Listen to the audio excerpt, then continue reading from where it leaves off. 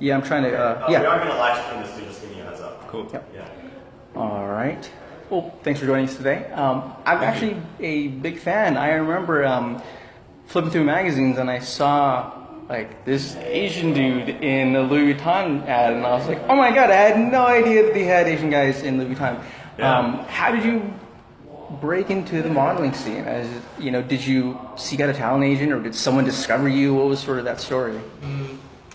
Okay, so for that Louis Vuitton campaign back in 2011, I was fortunate enough to be in the name pickings for the campaign because they were trying to pick an Asian guy from Asia who are in the entertainment industry, and they wanted a face for their spring summer campaign. So I was filming a TV drama in Taiwan because I've been filming TV dramas and movies, and I did some modeling in Taiwan, and then I did a lookbook, kind of like a picture book of just me telling my story and whatnot.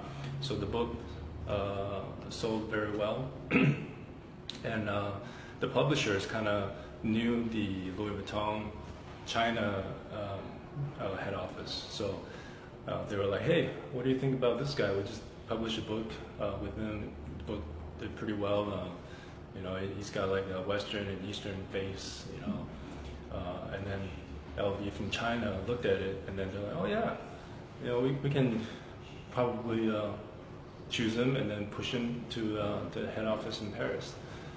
So yeah, I was in the name pickings, and then I got the job, and we just kind of shot like a week in Malaysia, and then that was it. So I didn't really think about it, I didn't really know it was going to be the campaign picture or the ad, because from the beginning they were like, oh yeah, we're going to do a catalog, but if we like a picture, we might use it for the ad, for the global campaign. So I was just like, oh cool, if you use it, use it. If not, it's fine. It's a pretty good pretty good job to put on my resume. So yeah, after they chose a picture and then they released the picture for the global campaign, I was quite surprised. I was like, whoa. It's like, whoa, okay. So just from that, news broke out. A lot of the media picked it up internationally as well. So it was good for me. Got my name well known in kind of like the fashion world in North America and Europe and in Asia, of course. So yeah, it was good. It was a very, very good opportunity for me, and I took it. And did it feel like, that, not necessarily an overnight success, but I mean, really that sort of push to international stardom? How surreal was that to see your face and, these billboards and all these articles talking about you? Like, is it still real for you, or are you sort of desensitized to it? How do you feel about it? I was quite shocked at how it translated that quickly into the fashion industry, and obviously back home where I'm from in Vancouver, a lot of newscasts and newspapers, TV shows, and even the news, they want to do interviews because it was kind of like a hot topic, because Asians have never been on the LV campaign for over like 157 years. They have never used an Asian face. So they were like, this is big news. We want to do interviews. We want to do, all of that. But fortunately, I didn't, I think, grasp that opportunity that well. So I didn't really follow through. I only did a few because I was still filming working in Asia. So it was kind of weird for me, because a lot of the I guess high school friends are like, hey, so you're a big LV model. you're the first male supermodel. How does that feel? I was like, what does a male supermodel mean? It's like there's never really been one. So I was quite happy, but also kind of weirded out in a way. But it was fun. I mean, I did a lot of kind of like interviews and whatnot, but I just never really grab that opportunity. You didn't let it sort of like. Yeah, but and a lot of people kind of just know me as the model for LV, that is a supermodel. But I really came from an acting background. I started probably in after college, it was probably 2005, 2006. Started acting in Taiwan. Decided to give up my schooling, and then went to Asia, to Taiwan, to try to test it out. You know, because I was given an opportunity to be in a TV drama, so I was like, might as well try it. You know, I was young, probably 19, 20 years old. Wow. Did not know a lot of Mandarin, so it was kind of like a test for me to try to pick up my Chinese, my Mandarin, and also to be in a TV drama, which I'd never like learned how to act or anything. So it was just like a new career path for me. Yeah. Because I used to play basketball. So wow. it's a really fun learning curve for me, but I'm really glad I took it and seized the opportunity, and obviously it led to another one. Probably gave me a lot of opportunities to do such things as LV and a bunch of other cool projects that I've done. So if you were sort of an alternative universe, if Godfrey Gao wasn't a model or an actor, what would you have done if you were to still be in school, if you were to study? Like, what would you? I would definitely be in the sports industry. Really? Yeah. Basketball? Yeah, obviously basketball. Yeah. You know, basketball's my first love, and I still play, and I do a lot of basketball-related stuff. So yeah, if I didn't go through the entertainment acting route, I would have been doing basketball. Probably I would have played in somewhere. Wow. Professionally, maybe in Asia. Excuse me. And then, because right now I'm doing basketball camps in China with a few partners, and you know, it's our 4th year this year, and we're trying to pick it up in the next years or so. Yeah, so basketball camps is one of my kind of like off entertainment careers, so hopefully I can pick up that. And for acting, how early did you know that, like, okay, I want to get into this? Like, was it something that, you know, you were always interested in theater as a kid, or did it sort of just happen out of nowhere? It kind of just like it was an opportunity, definitely an opportunity for me to expand. I was always intrigued and interested in acting and entertainment, but I didn't really take any classes back in high school or college. I was really just sports oriented, like basketball. Yeah. So I took this opportunity to learn.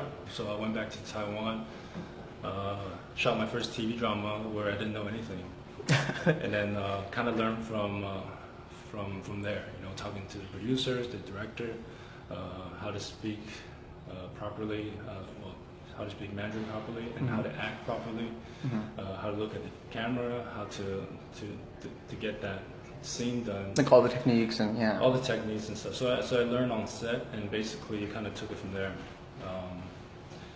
I was very fortunate because a lot of people had helped me out throughout the way, and I've learned a lot. You know, since the day I started acting, definitely improved dramatically, and it's been a fun ride. I'm glad I chose this option. Awesome. Now your character in Jade Pendant is an Asian American Chinese immigrant. And there are themes of racism and discrimination, given that it's the gold rush 1800s. For you personally, especially being in modeling and acting, have you experienced racism yourself in the industry? Yeah, definitely. You know, coming from Taiwan back in '95, which I moved and immigrated from Taiwan to Canada. We moved into North Vancouver, where there wasn't a lot of Asians. There's obviously a few here and there, but not a large community. But you know, I grew up with a lot of Canadians and a lot of different race kids as well, because they all. Because I was in ESL, obviously English second language class when I first came to Canada. And there's Persians, there's Indians, there's Cantonese, there's Taiwanese, there's a bunch of race in there. It's very multicultural. So after I moved on from ESL, I went to the regular classes. The regular classes is all Canadian, all white. You know, you rarely see a few Asian faces. Yeah. So during those times, they weren't really as mean as you see on TV and movies and whatnot. But Correct. I try to include myself with them. You know, try to play basketball, play some football. Correct. You know, try to make friends, right? And I remember, I think one thing I did was offering them candies. You know, it was like I've been getting candy because I love candies and Asian candies from Asia. So I always have these candies with me. You know, like bubble gum, whatever. So I was always offering them, like, hey, do you want some candy? You know? Yeah. So they're like, oh yeah, that's cool. Yeah. And then we kind of became friends like that. And it was just like me offering something for them, and then they always asked me for seconds, and we became friends. And we started playing basketball, playing other sports, and then when you get on to high school, you have these friends, that got your back. But in high school, it's a lot different. Of course. More older people, they always look at you as a yellow face. Yeah. They think you're Bruce Lee. They think that kung fu and martial arts, whatever. So they always make that Bruce Lee sound. Oh yeah, it's like when you walk by and Yeah, exactly. And you get that every day, but it's like once it's played out, they're like, oh, it's old. it's all old, right? But unfortunately for me, there's some discriminations, but not to a point where I had to defend myself. So you weren't bullied or anything about it? I mean, I was pretty tall. I wasn't. Yeah. I was skinny, but I was quite tall, and I played basketball, so I was on the school team. So you kick someone's ass if someone was trying to do something. Yeah, exactly. So yeah, and I was learning Taekwondo back then, so I had my black belt. So nobody. Oh, okay. So nobody. Nobody would Yeah. try to do something. So I was known as the tall Asian guy that does karate and Taekwondo that also plays basketball. So they wouldn't want to do anything to me. But yeah, I was fortunate to have the experience. But I guess in college it's a little different as well. But never really like to a point where I had to like say something or do something.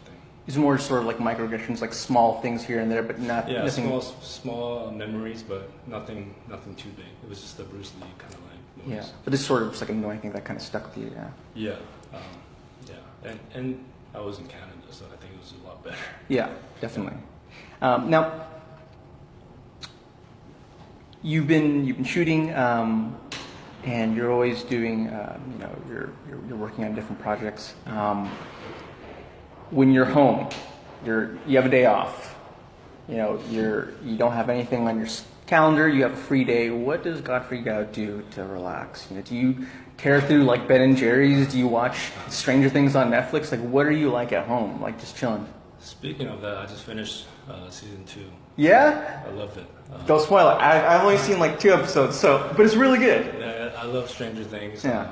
I find it very, very kind of like, how do you say it? Extraterrestrial. Like it's really throwback, and the storyline is very great. nostalgic And I love the characters in it. Yeah, I've been hooked on that show ever since it came out. And then obviously season 2 recently. So yeah, I do just Netflix and chill. I definitely play basketball when I have free time, when I'm free. To relax, probably just hang out, friends. Go to a speakeasy, have a few, or go to the beach, lay out in the sun, just relax and kind of like just recharge. I would take some exotic holidays to Hawaii or to the Maldives or whatever, just to recharge myself. Because when I'm working, it's always 3-4 months in production on set. So I kind of just want to like break free sometimes. When I'm it's like a change of scenery and. Yeah, I mean I DJ too. I used to DJ a lot back in Taiwan. Wow. When I was trying to earn some extra cash. I do DJ for parties, but not anymore. I do play some music at home. I love music, and it's been one of my passions is to DJ. So it's like who's in your ear right now? It's like who are you listening to? Like you can't get away from them. You're Who listening do to I them listen constantly. to? I'm really digging a lot of R&B right now, especially Daniel Caesar. I don't know. Oh my gosh, Yeah. he is amazing. Amazing. Super underrated, but just Yeah. like such a great, like almost like a '90s Exactly. soulful voice, but then it has this acoustic, but almost Yes. like just a great beat. You know what I'm talking about. Yeah. Nice. I like You it. you felt those nights where it's like it's a Yeah. Daniel Caesar night. Yeah, it's definitely. He's one of my favorite right now. Definitely coming up Yeah. strong. He just had a performance, I think, in LA. Yeah. And I've been really a big fan of that type of music. Soul and R&B and just acoustic and live performances like that. Really Very cool. relaxes me, and it just gives you some type of feeling that. Puts you in the mood to kind Yeah, of. definitely put you in the mood and just relax. Yeah. Now, as far as your sort of ideal dream job, because I mean, again, your career is blossoming, and you're just about to start getting into your prime and getting all these really great roles. Mm-hmm. What is your sort of dream role? Would you want to be like an Asian James Bond? What is sort of on the horizon for you? Like, what do you really want in terms of an acting? Well, I think an Asian James Bond would be a killer. You'd be good, man. It'd look pretty dope. We have actually I've met some people that really want to kind of like make this happen. Well, not even like the James Bond character, but like his style. Yeah, like sort of an. his persona. It's in the talks, but maybe I can do it. But yes, I definitely want to be a superhero. It's one of my kind of like goals. Like being in a Marvel movie, right? That'd be Something awesome. like that. I do watch a lot of action films, and I do watch a lot of martial arts films, and obviously superhero films, comic book films. So Very cool. hopefully that would be one of my near goals. Yeah. Definitely. And for other Asian, kids who want to get into acting, or who maybe they're pressured to the parents to get into one field or another, but they really want to get into acting. Like, do you have any advice for them to sort of break free, or how to feel, how to sort of navigate that industry, especially since there aren't too many figures to really look up to right now? I mean, you're definitely a role model. What would you say to them who want to get into this? I would say try it out, and given the opportunity, take it and try it out, and don't give up. You gotta be confident, because I took this route when I was 19, 20. I was kind of deciding where I want to go in my career, or in my college life, where it's gonna go, but. It was either basketball or being an actor, model / So it was just like, given the opportunity, I took it, and you go to auditions, you go to castings, you're trying to do your best. You got to be confident, you got to sell yourself, and that's what I did. I came from not knowing anything, kind of stuttering every time I speak, to not being confident, and didn't get commercials, didn't get TV roles, didn't get anything. To start getting more and more. So you always got to be confident. Always try things out. Never give up, and always explore. Yeah, and it's a skill that you really have to learn and Exactly. like study and work at it. Some people are naturally gifted in acting or in entertainment, but I think it's pretty complicated in one way. But if you grab that opportunity and kind of like learn from there and starting to get that niche, I think you'll just do just fine. Yeah. Awesome. Now, last question. Again, you've sort of been established as this international man crush Monday for a lot of people, and they're totally obsessed with you. You have to know, what is your, are you engaged? Are you single? Are you too busy for any of that? Like, I'm just trying to focus on my career, and it's a good time to do a lot of roles and a lot of opportunities right now because obviously the China market is booming and a lot of productions are happening between the U.S. and China, and I'm just trying to grasp this opportunity and focus on my career. And if things come along during this time, I'm really grateful, and I really want to focus on that right now, and we'll see where it leads me. Yeah, it's focus on your career, and if something happens, it happens. Yeah, so I'm just taking baby steps, one day at a time. Good, good. Well, I can't wait to see your success. Thank you. Thank you so much, Godfrey. Let's do a photo.